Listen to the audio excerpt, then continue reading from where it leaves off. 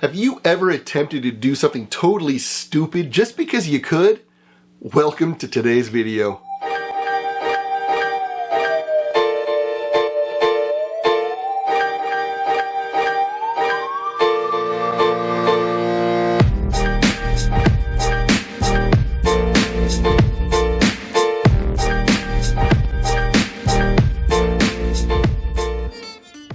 Alright, PhD 2 is trying to lock in on that star. It takes about 5 minutes. When that yellow bullseye there turns green, then I know we're ready to start tracking and start filming. Camera's over here. Kind of see it with the background of my house there. It's tracking perfectly. I got 5-minute subs going right now. I am doing a winter shot of Orion. Actually, it's March, so this is probably my last chance to get these. I'm trying to get an hour and a half tonight, hour and a half last night. If I'm lucky, I get an hour and a half tomorrow night. That should be enough. 4.5 hours should be nice, and the tracking's awesome right there, so that's good. Now, I live in Southern California, and we have clear nights most of the time, even in the winter time. So I figured I would experiment just a little bit. I'd already shot the Orion Nebula several times over the winter, but I wanted to try something new. So I set my ISO at 100, and then I wanted to see what it would look like with a 5-minute exposure. Now, I know it's totally insane to be shooting at ISO 100 at night, but I figured with the lens open for 5 minutes, I might be able to gather enough light to capture something. Now, my thinking behind this was I was trying to find a way to reduce some noise.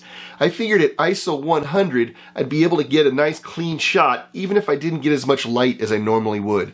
So I took the shot, one 5-minute sub, looked at the back of the camera, and I was shocked at how clean the exposure looked. I didn't have as much light as I normally would, but the exposure was really clean. So my thinking was I could get a couple of hours of 5-minute subs at 100 ISO. I might be able to do something with it, but best of all, I would have a lot less noise than I normally would.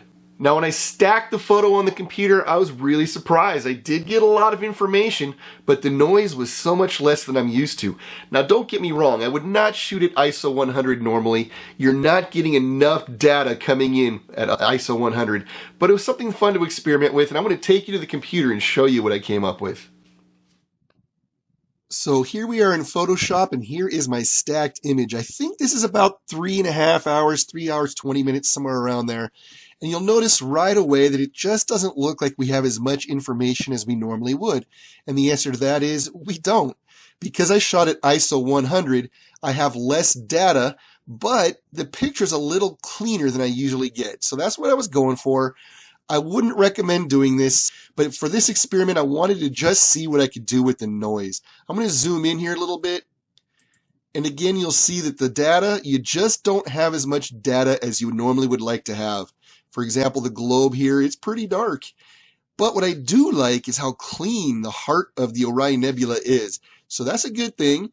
We're going to go ahead and start processing this and see what we can do with it. Now, here is the Orion Nebula after I processed it a little bit.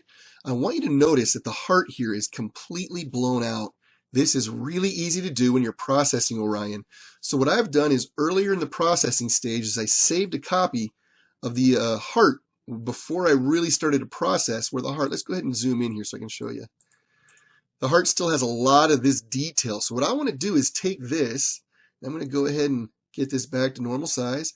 I'm going to copy this entire image and paste it right here over my processed image. And then I'm going to move this to the bottom of the layers. And what I want to do now is I want to paint out this area where I've completely blown out the heart so that I bring in that more detailed heart that I saved from earlier in the processing. Now, the way I'm going to do that is I'm going to go ahead and put a layer mask right here on the top layer. Make sure you've selected that layer mask. Then go grab the paintbrush tool.